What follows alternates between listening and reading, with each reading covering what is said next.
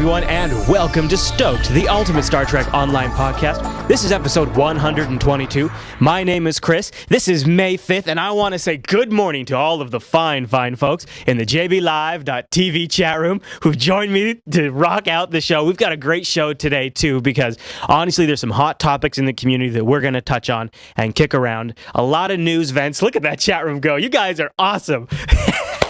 You guys, it's like I'm pulling energy from the chat room right now. Like envision like the reverse of the energy beam from the Enterprise, and it's focused on the chat room, and they're like, anyways, I won't get into the mechanics of all of that, but what I will get into is this is going to be a news-heavy episode. There's been a few things that have been going on that the community has sort of been getting a little upset about. We'll cover some of those things, but we're also going to go old school on the Ask Cryptic that came out this week. We're going to go, the old approach we used to take on the show was we'd take one of these Ask Cryptics, kind of tear it down, read the tea leaves, see what's kind of being said without being said, give our commentary around that, and sort of kick it around. Well, Mav's going to join me in the news roundtable, and we're going to do just that. So stick around for that. Then in community feedback, we've got some interesting community events that are going on, some stuff for the Foundry, and a few other things.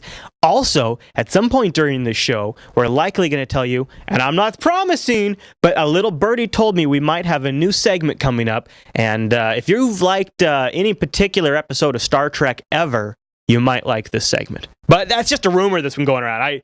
I don't know. People don't tell me these things. I have no idea. I just sit here and talk with nice hair. So, all right. Well, I'll save all the meat that I have in the news roundtable. So before we jump to that, I just want to remind everybody that you have literally moments to place an order if you intend to buy something for your mother on Mother's Day. And when you're doing that, please consider using the affiliate links that we have over at jupiterbroadcasting.com. If you scroll all the way down to the very bottom of the Jupiter Broadcasting website, you will find links down there for Amazon US, UK, Newegg. Maybe you want to get Mom some RAM, or ThinkGeek, actually, which if you watch our show TechSnap, you'll know that my buddy Alan buys his mom's Mother's Day present from ThinkGeek. And actually, there's some kind of cool stuff there, especially if you have a mom that's into that kind of stuff. Best Buy, Mint.com, Audible if your mom's a book hound. And also we have on there for Gamefly if, maybe you could get yourself video games and say, Mom, I got this for you. It's me staying out of your hair. They could do something like that. Anyways, so thank you to everybody who uses those affiliate links over on our website when they buy something from those websites, because you fund the development of all of the shows on the network that don't have any primary sponsorship. And even the ones that do, you actually still help out with costs there too. So I appreciate it very, very much. All right, well, let's jump into the Stoked News Roundtable.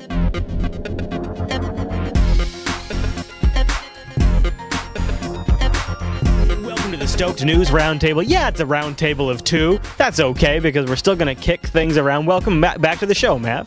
Thank you for having me back. Now, we've got a whole bunch of things to cover. This has been a week of a lot of big news stories that the community has had a strong response to. I think we should start with the Ask Cryptic, because I think we can branch off a lot from there. So you ready to kick that around? Let's go for it. All right, I'll read the first point. So this came from a question that said, when can we expect Season 6 on Tribble for the public tester? That's specifically something I've been kind of thinking about lately, just thinking about testing it here on the show and things like that. And Dan responds, by early June, most of Season 6 will be available for testing, unless, of course, they withhold some features as surprises. So there we go. Nothing too earth-shaking there, but nothing really blows me away. But we know that early June, which seems close. That seems really tight, because if they're talking mid-June for release, Well, we've been hearing mid-June, at first they were saying, well, at first I'd heard, end of June, beginning of July, and actually at first we heard nothing, but then we heard mid-June, July, so there was, some speculation back and forth, did they lock a date, did they not lock in a date? But the part that has me is the whole holding back content thing. That really kind of gives me a throwback bad feeling back to Season 4. And for those of us who were here for Season 4, where they said it was going to have all this stuff, and we spent, into the crossfire, dealing with problems all the way through till Season 5. And then Season 5 basically was the bulk of what Season 4 should have had, namely the DOF system and so on and so forth. So it really makes me a little nervous. Nervous because it maybe not getting the proper testing? Yeah. Yeah. I can definitely see what you're saying there. I guess it depends on what the feature is, how much impact it has on the game, because I can appreciate them wanting to be able to surprise us with something, but to have something that make us go, ooh. Yeah, I don't mind surprises either. It's just one of those things where what I'm afraid is I don't want them to do the same. I definitely don't want them to do the same thing that they did before, where they made a lot of egregious promises about what was coming in a particular season, and then when the season hits, it doesn't deliver. Yeah, I get the sense they're being more cautious. And that's fine. There's nothing wrong with caution. Just don't, not too cautious.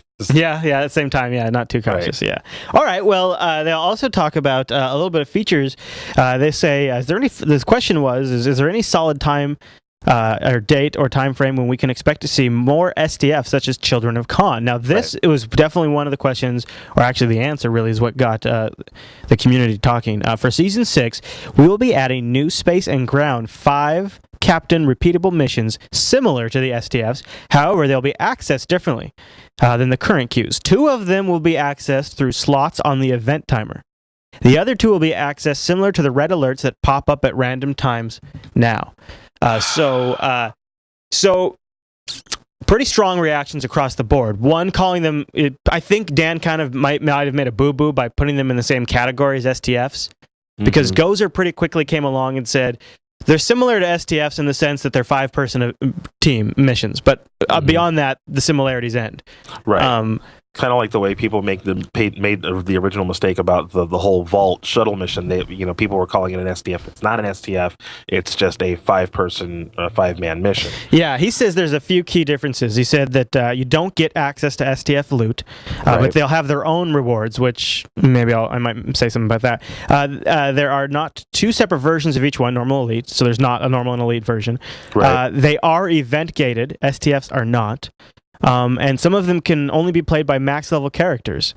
And the ones that are not gated to max level characters will booster to 50, so that way they can play as well. So it'll do that like companion team up system. Right, it'll do the level up for grouping. So I'd say the biggest reaction has been to the fact that it's more gated content. Right, and this brings us back to where we were with the gated content situation. People don't like it. I kind of spoke out against that in episode 120 regards to the shuttle event, and I felt like we got a pretty strong response from the audience, where there was a lot of agreement, both in the Stowe forums and on the comments that we get. I did a couple of polls on with the live audience because I wanted to get a sense how they felt, and I also think that the community that watches Stowe and the community that's really active in the forums is likely a longer subscriber base. So they kind of have a longer history with the game. And so I pulled the live stream. And when I pulled the live stream, 75% of them said that they were players prior to the free-to-play launch. Now, I'll put this link in the show notes so that viewers can vote as well. But so right there, that tells us we've got some long-time players out there. So when I asked them how do they feel about gated contents, do they prefer gated contents? Do they feel like it helps build the special event? Or would they like to see gated content removed from the game? 83% of the votes where I do not prefer gated content due to various reasons. Only 18% of the people watching live voted for gated content. Now, based on the last poll, we know that these are long-term players in the game, right? Right. Now, we also know that they are the most vocal against gated content. You and I also both against gated content, long-term players. Right. Now, here's where I have a disconnect with what Cryptic Studios is doing. In an interview, I think it was, do you remember, didn't Dan do an interview with like the 12th Fleet and they put out a magazine? Yeah. Yeah, they did. In that interview, Dan said that where he sees Stowe 10 years down the road is it'll be played by hardcore Star Trek fans.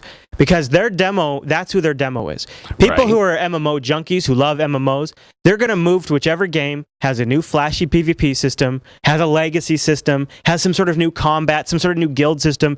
Those types of players that are just into MMOs for MMOs, they're going to jump ship all the time. So they're not really targeting them so much. They're targeting hardcore Star Trek fans. Now, I think you could probably make the argument, and tell me if you disagree, but I think you could argue that the people who voted on my polls, who are watching a podcast about the video game live on a Saturday morning, are some of the most hardcore Star Trek fans, are likely to be the long-term players, right? I totally agree. That's a great assessment. Right. So then why are they introducing content that almost universally across the board. I mean, we have 83% of the votes here that are against gated content, who are theoretically the longtime players of this game, who will be playing this game for 10 years.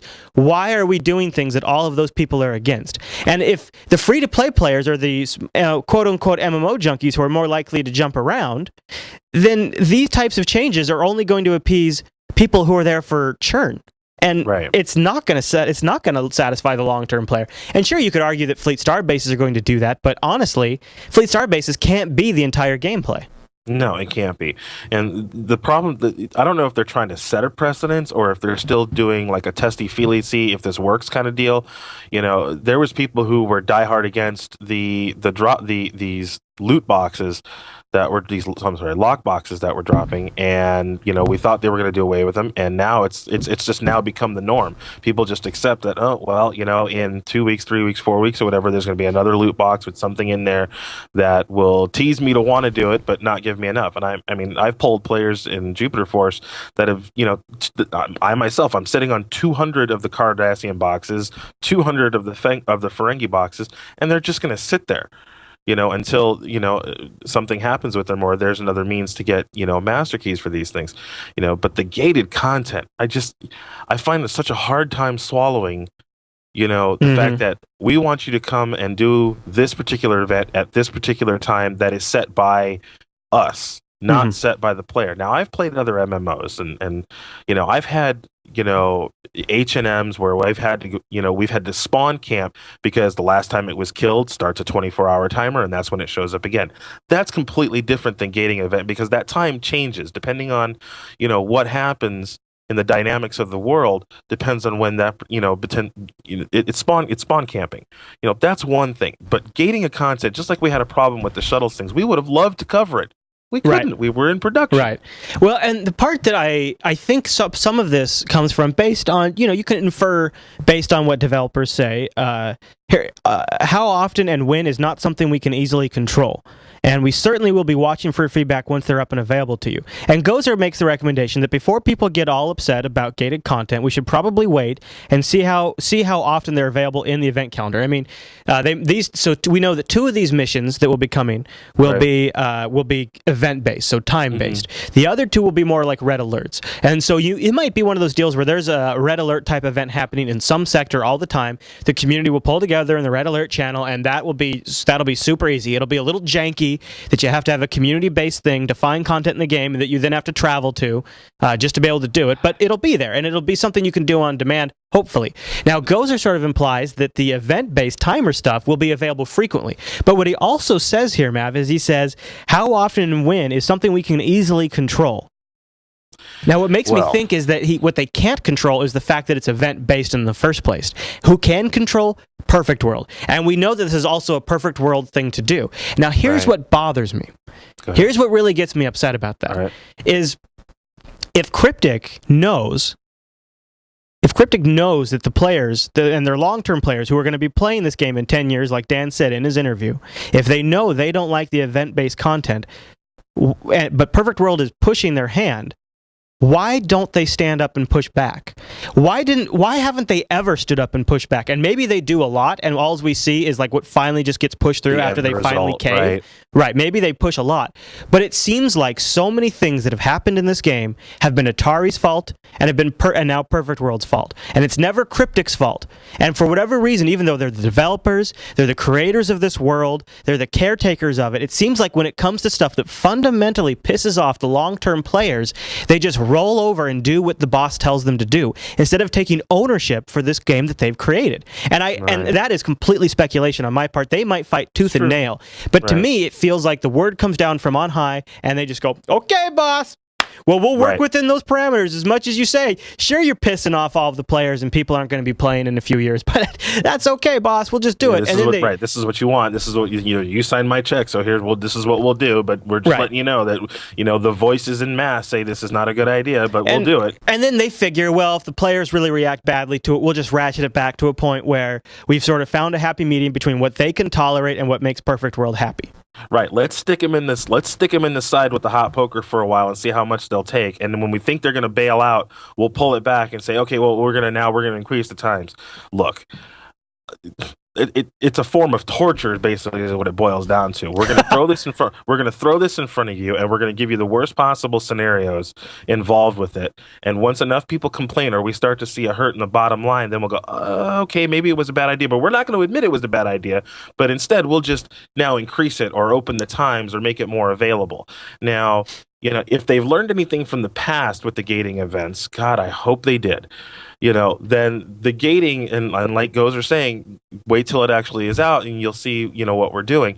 And in trying to play the devil's advocate, I'll sit there and say, okay, I, as the longtime player who've been playing since, the beginning, I will sit here and look at this and go, okay, I will give it its fair shake. But if they're going to keep wrapping it up, like this, then they're going to lose more and more long-term players. You're going to anger more and more people, and I understand, well, the new people are come and go wishy-washy. We're trying to build a game for the long-term hardcore players. Then if the long-term hardcore players are saying this is not a good idea, then why do they still follow this model? And I think you're right. It could be, Perfect World pushing. This is a model that's worked for us in other games.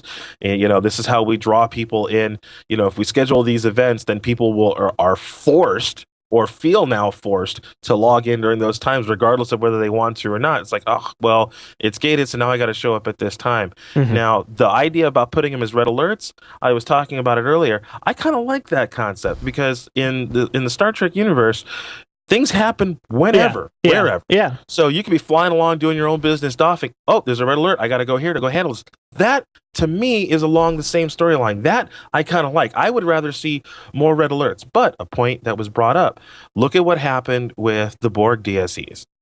Okay. Well, they force you to pug. They force you to just do whoever's in the area. You're just in with them. And that's a problem. They force you to pug. You can't sit there and unless you have a ready enabled team, and today you guys are going to play until the red alert pops up, that's one thing. But then, like with the DSCs, you're forced to pug. You're going in with whoever, whenever, however. You don't know. And a lot of the times, I just quit playing them because those people just want to accolade grind. They're not actually interested in beating the boss. Right. They're going in and they're just killing Borg, and then there's they're getting kill points, or they're getting DPS points or whatever, and then it becomes a waste of time. I stopped hunting it. I stopped accolade hunting it myself because I couldn't get it done, because people were going in. I was going in with like 4 Mirandas. They're just going in there to do whatever, and I'm like, I can't. It's never going to get done. Right.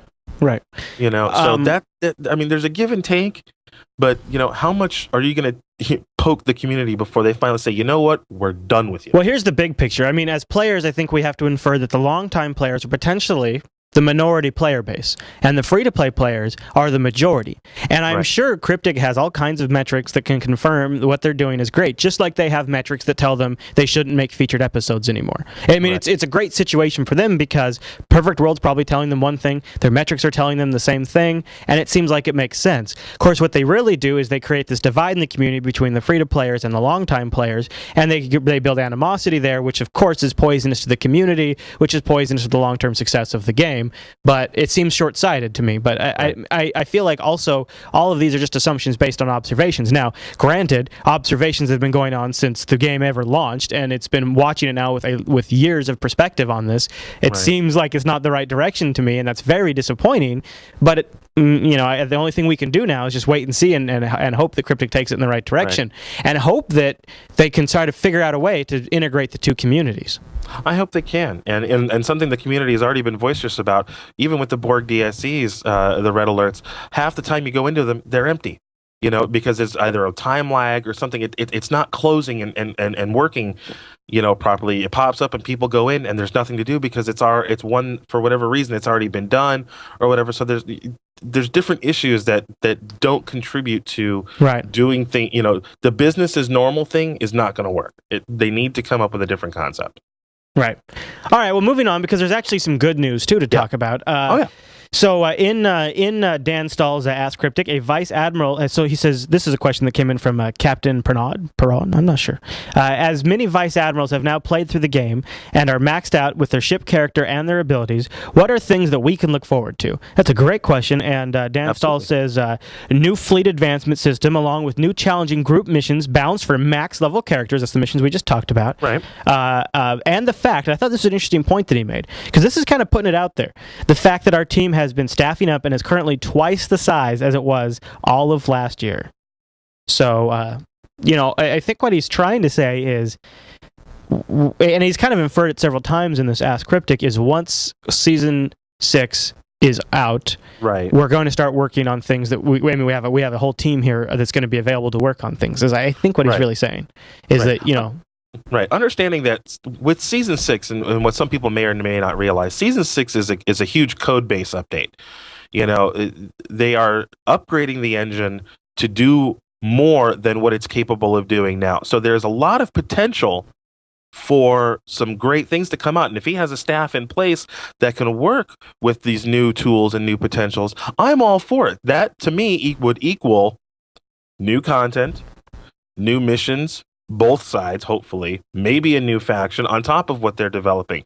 So I'm hoping that, with Season 6 and the update to the code base and now added staff, that it's this ready, aim, let's get going, fire kind of scenario. And I am hoping, because just like every other diehard Star Trek fan out there, we want this game to succeed. We want it to succeed. It fills the niche right now because there is nothing else, for one, and two, we have huge hopes, and it is fun. I think the thing that I always come back to is it's the continuation, it's the living continuation of the Prime universe, which now Paramount really isn't going to be developing directly, or right. CBS. Okay, so speaking of things that I was hoping to see, I was hoping to see the crafting system hit Season 6, but now we have official word from Dan Stahl.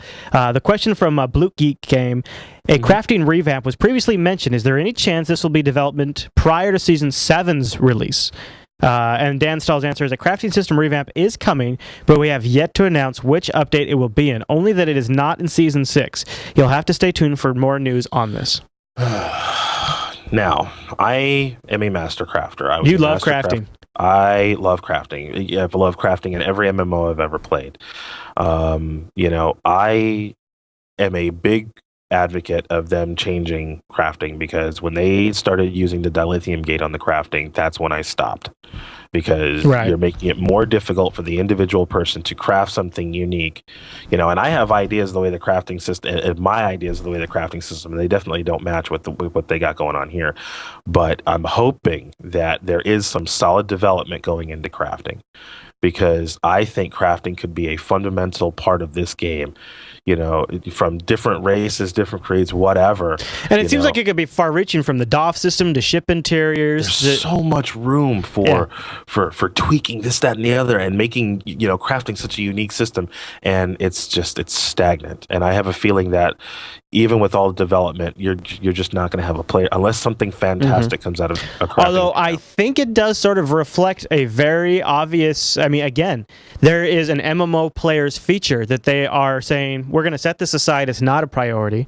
We're going to focus on the Star Trek fan things, the fleet star bases and things like that, which I think is an interesting precedent to, that is, their actions are always the loudest, speak louder than words, actions, blah, blah, blah, whatever that's saying. This is an action right there. We're seeing it. This is a very obvious action that we're putting this on the shelf.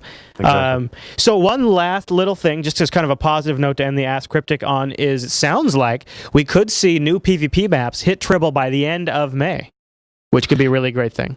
I'm still waiting to see the prison map pop up. That'd be awesome. And we're dying for it, and we've been teased on it at least 2 or 3 times. It's coming, it's coming, it's coming. Well, if it does, we'll have to do like a live gameplay PvP event on the show or something. Absolutely. Yeah. Absolutely. All right, well, let's talk about, or unless there's anything else you want to say on that. I don't think there was anything else in the Ask Cryptic. Yeah, let's talk about the Cation Carrier, huh? So, new ship, you know me, I'm a ship guy. Now, I don't have this one yet, but Bridger in our fleet did grab it, and he got some screenshots that we'll be able to show. It's a carrier ship, so it's a fed carrier ship, meaning it can launch little battleships. That got some KDF players upset, but I'll say this. Just as a ship person in general, it sure looks like a pretty ship. It looks really slick. It kind of doesn't, like we had in our interview with the Starship designers. They like playing with the alien ships because they get to go different directions. Right. And it's definitely a different direction. What do you think? Well, originally when I first saw it, and I was, some of the people were telling me, "Oh my God, it's a new Romulan ship," because it was very close to looking very Romulan-like, and they're like, "No, it's Cation," and I'm just like, okay, I should say it's not like human fed. It's Cation. Yeah, it's Cation fed. Yeah. there's been some people saying that it's actually more powerful in a sense than the KDF, now that the feds have one. It depends on your science abilities, I would suppose, huh? I would suppose it depends on your loadout and what, and how much experience you have it. I think those people who are experienced KDF players who purchase the Fedcation carrier are going to have an interesting time playing it. Very little learning curve. I myself am going to have to learn it from scratch because I don't play it. I have never played a carrier at all. It's got a 5 turning radius, so it turns about the speed of the Odyssey. Yeah, it's right. It's a tugboat. Yeah. The part I was kind of disappointed with, and I don't know if the community agrees with me on it, is that it didn't come with any kind of a unique bridge. No, and in fact, the chat room right now is asking to show screenshots of the bridge, and I was like, there's no bridge. It's a generic Fed bridge, which doesn't fit because it's not a Federation ship. It's not a Starfleet built vessel. Right. So it was like, couldn't they have done something? I mean, you could, and this is where I may be open mouth insert foot here. You can spend time to create a map that's only used for a couple of days. But come on, wouldn't you rather they spent that on something we all got for free than something we have to buy with C-Store points? But this is what I'm saying. If they can spend time to build like Utopia Phoenicia, couldn't they have spent a little bit of time to create a bridge that was unique for the Cations? I mean... Well, yeah, but the thing is, the Cations, it'd have to be a totally new design, so there'd probably be no quick thing about it. What I'm saying is if they are going to spend time on something, I'd rather it be something we all get. Right, but here's the thing, though. And this goes back to talking about the Jam Jams interview, how he loves to do alien ships and he loves to do this, that, and the other. With all that love with alien ships and the fact that the Cations require nothing really, it's an open format. They can do whatever they want. This, to me, could have been their opportunity to really shine from, an unknown point of view, to bring something that's like, oh, wow, this has never been seen before. Yeah. I think Silverwings in the chat room might have touched on it, Mav, is the problem is the engine doesn't really have litter box technology at this point. So how do you build a ship, and if you can't put litter boxes in there, that's going to be one messy Cation ship. Oh, that's funny. I think it came down to litter box limitations. Litter box limitations. Right. So scattering field is actually scattering litter across the field. Right, exactly. Yep. Blowing it out. All right, so clogging up the ram scoops. I might pick up. I'm a science officer. I love ships. I think I might pick up this Cation ship. It's 2,000 cryptic points. I would like to see a bridge. I'll go with you there. But the whole deploying little ships and stuff like that would probably just be too much fun. And it's always been something that I've looked over at the KDF side and been like, I would like to have that. Yeah, I think I'm going to pick it up too, because it's like, finally it is a carrier that the feds can use, that you can trick out, and it seems, I believe, looking at it, that my first impressions was it is kind of science heavy, so I'm willing to take a look at it and see what happens. Yeah, and we've got links to screenshots so you can check out what the fighters look like, and I've even seen some really high res shots of the fighter launch bay that if I can find them, I'll try to put them in the show because it looked really awesome. Right. All right, well, so one of the things that kicked off this week, and it's going to be going all month long for the month of May, is the featured episode reruns. They've started May 3rd, and it's the Davidian series right now that'll run through the 9th. And now we have decided to kind of take a little different track with these. We're not doing anything this week, but starting next week, it's Cloaked Intentions, the Romulan and the Remans, where you get the special Reman bridge officer. Mm-hmm. And as long as you're 34 on the Fed side or 36 on the KDF side, you can join this out. You can check out this mission. Now, what we thought we'd do, since we've already played these and reviewed them on the show, what we'll do instead is we're going to introduce a new segment called Talk Trek, where we're going to take something that's happening in game generally, and pull out the Star Trek inspirations from that and talk about those. So since these are Romulan focused episodes that are in reruns, and this will be May 10th through the 16th, we figured next week on Stoked we'll introduce our first Talk Trek segment, and we're going to talk about some of the best Romulan episodes, at least as we see it, from the Next Generation. Do you have the list? Do you have the list handy, Matt?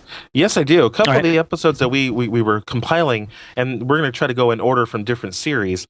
We understand there's a lot of different Romulan episodes from a lot of different series. Yeah. I mean, as we started out with 1 or 2, and then it became 6 and 10. It was like, okay, no, we got to trim this down. Yeah. So we tried to go through some of the best episodes that were Romulan focused in the series, and one of the first episodes we came up with in TNG. We thought too we'd limit it to TNG for this time around, but we might, go out. We'll go to other series for other future segments. Yeah. So this what I'm about to tell you is mostly TNG episodes. We do have a spattering of a couple of other ones in here, and the couple of other ones would be Balance of Terror from the original series. Yeah, you got to give that one a mention. It's like the original. It's the original. It's the original, right? You know, now I grew up Next Generation along with a lot of people I know.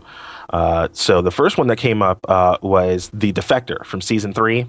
Yes. And for those of you who haven't watched it, which I don't know why you wouldn't have. What a great episode of Star Trek. You remember this one, right? The Romulan defector comes aboard the Enterprise. He thinks he knows about like a secret Romulan base where they're building stuff.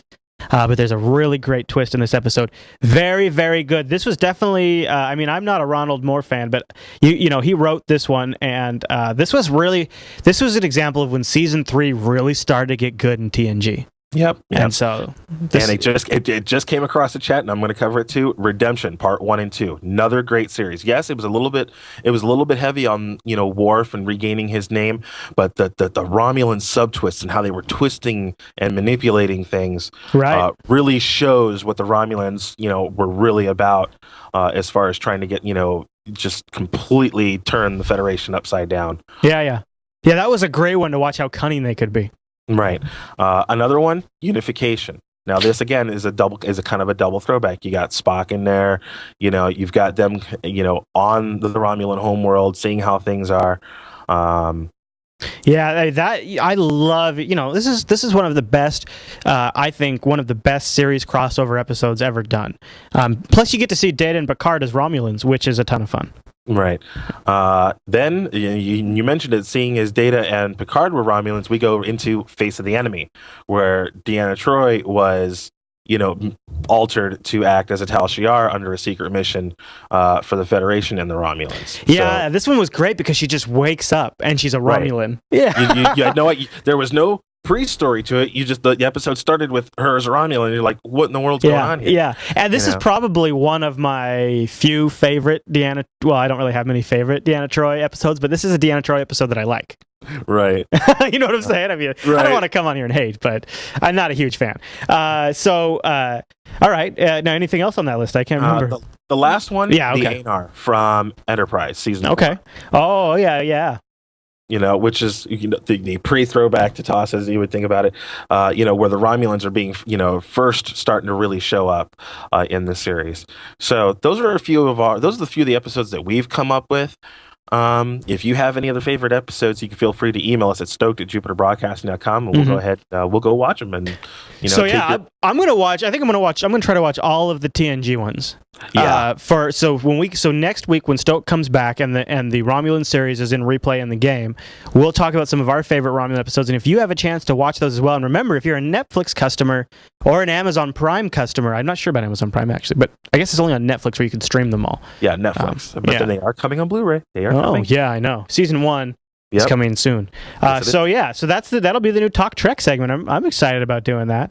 So yeah, the Talk Trek segment, we're going to try to cover as much as we can. We're going to be able to open up a different avenue with Stoked.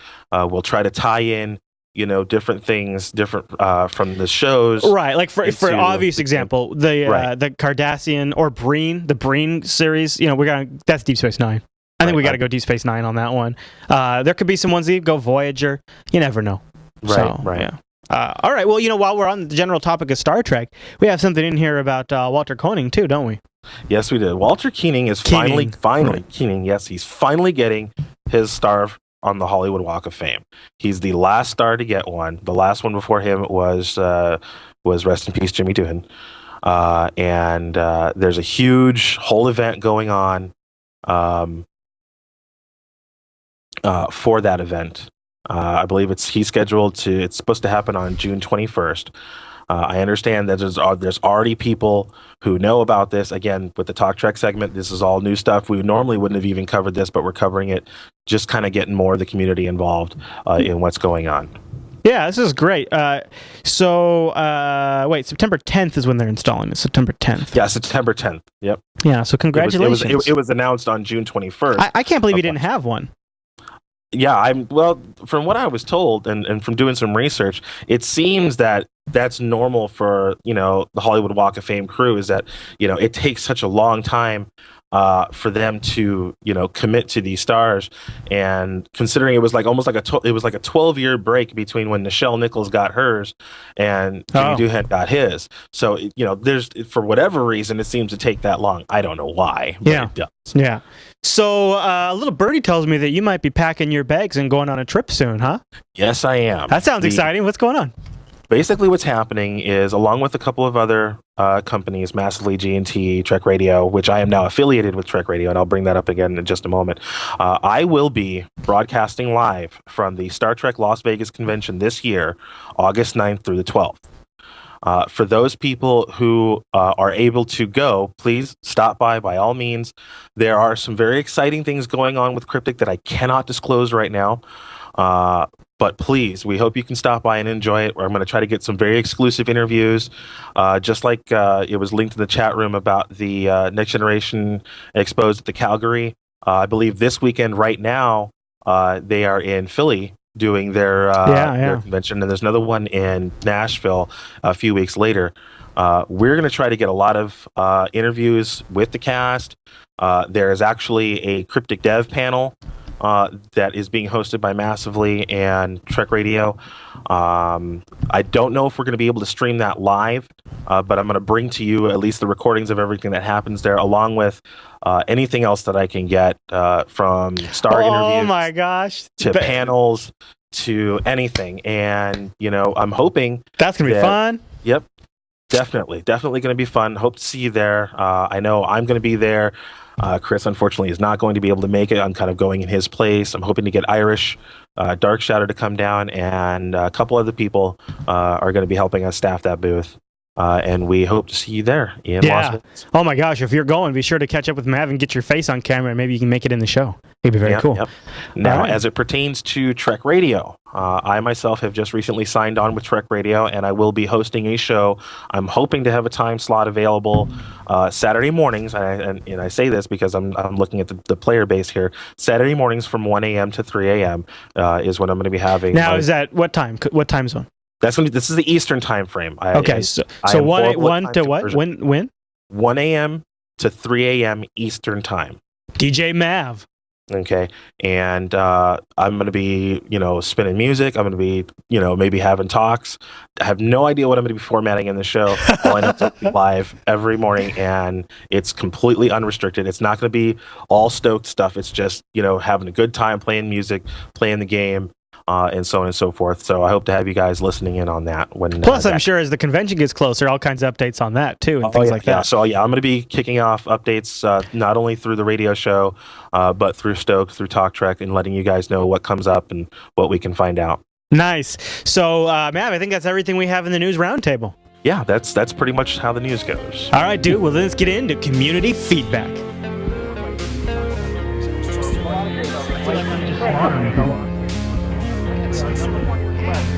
Very common. With the Houston Jets,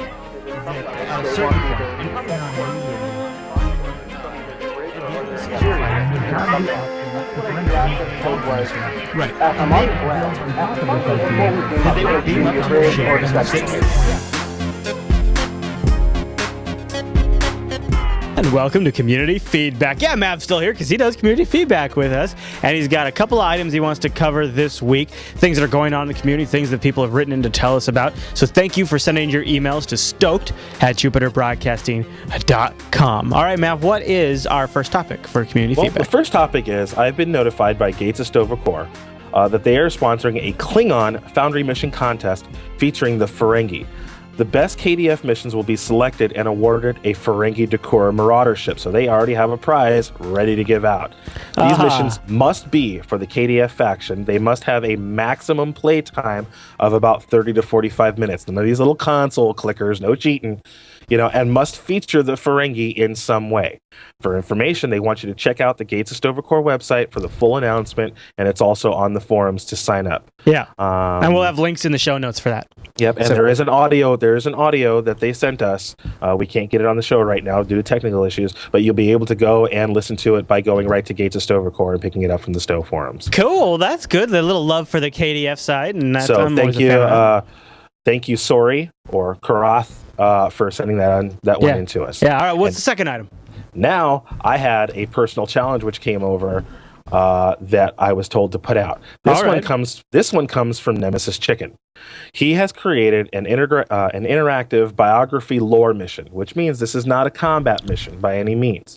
Okay. This is a lore mission. It's available on both the Fed and KDF.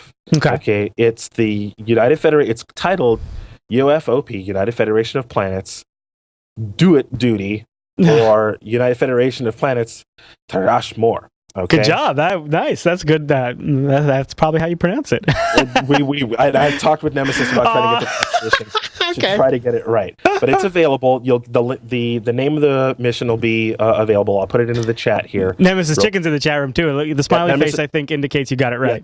Nemesis Chicken's in the chat room here. I'll go ahead. He can go ahead and put in the names of the mission so that people can see it. Cool. This is his challenge. The way he's written it is there are hidden Easter eggs within the dialogue of the mission. Oh. Okay. As you progress through it, if you are able to get through and unlock the Easter eggs, and I can't tell you how to get them because even I don't know how to get them, but if you are successful, you will get a pop-up dialogue indicating that you have unlocked it. And what the challenge is if you're able to get it, he will craft you any unbounded item off of Memory Alpha's crafting system. Whoa. Okay, so the instructions on how to submit for your winnings are included in the mission. So you must try to find these things in the mission. And I wish you the best of luck. I have not played it. I'm interested. It created a lot of buzz, and I think it should be very interesting to see if people can find the Easter eggs. Yeah. Speaking of the Foundry, I know everyone was a little disappointed last week that I didn't have the Foundry files. I'm sorry, everybody. People give me a lot of crap for that. Like, Chris, you noob. Well, you know what happened is we had a little technical demo here in the studio, and we had to clean up some hard drive space, and well, that got cleaned up along with it. But we'll reshoot it in the future, and we'll start releasing those again. So for those of you who want us to get, the worst part is it was a great Foundry mission. So we're going to redo the whole thing. We'll reshoot the whole thing, and I'll replay it on the live stream and all of it from top to bottom, and we'll get that out again soon. So stay tuned. Look forward to that, and then down the road we'll be releasing those as their own independent podcasts that you'll be able to download, and we'll have more details on where you can find those when that happens. So yeah. All right. So you Foundry authors who are out there, if you've got a mission you want us to cover, or whether you want us to cover it in Foundry files as an in-depth thing, or you want us to quickly give us a blurb, this is your opportunity. Email us at STOked@JupiterBroadcasting.com. Give us your mission, whether it's Fed or KDF, is it combat based? Just give us a little quick, synopsis of it. And if, like Nemesis Chicken and like Sori, if you've got something special coming up or you think your mission, is noteworthy, send it to us. We'll review it. We'll get it out there, and we'll get your author and your writing skills published out there so people. And if you do a bad job, well, maybe don't send it in. Just don't send it in. Yeah, if you're not quite sure, or even if you're looking for tips and tricks, you can always go to Podcast UGC's, Starbase UGC. There's some great people who can tell you all kinds of tricks about that kind of stuff. I am not a Foundry author, so I don't know all the tips and tricks to get some of that stuff done. But there's some great writers and great people out there willing to help you. And once you get it all done, send it to us. We'll showcase it. Take a look. And we'll get it out there for you and get your exposure. Absolutely. All right, Matt. Well, I think that wraps up the whole show right then and there. We did it. So Stoked, of course, is live on Saturdays over at jblive.tv at 11 a.m. Pacific. And then it releases for downloads on Tuesday. Usually I even get it out Monday evening, so if you can get it for your commute or whatever you like, just go to jupiterbroadcasting.com in the mornings on Tuesday and find the latest episode of Stoked. And then in there, you'll also find RSS subscribe links. You can click on those, and then you get the show automatically when we release a new episode. So, Mav, thanks for joining me and kicking everything around today. Yep. And for those who like to listen to the audio format, we are syndicated on Trek Radio. We come on at 12 o'clock in the afternoon from 12 to 1 on Thursday. So if you want to just quickly listen to Stoked while you're in your middle of your game, you can always pick it up that way as well. You can always just download the MP3 file too, of course. So we do make it available in MP3. Although Stoked doesn't, there's not a huge amount of people that listen in audio because I think it's a pretty visual show. But yeah, it's a very visual show. I always, when we started the show, I always thought it would be audio because you could, like you said, you could listen while you play. Well, Makes actually, sense to me. originally, that's how I started. That's how I started with Stoked. Was I downloaded everything on my iPod and I would listen to it on my way to work, and that's how it would tease me. So when I got home from work, it's like I gotta play. So I can see this. So I can see everything you guys were talking about. That's how I started out with Stoked way back in the day. Oh, there you go. All right, everyone. Well, thanks so much for tuning to this week's episode of Stoked, and we'll see you right back here next week.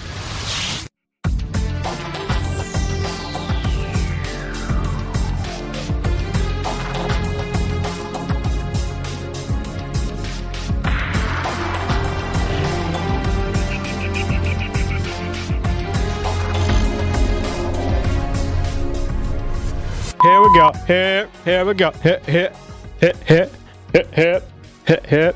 go. 122 on May 5th. On May 5th. Pull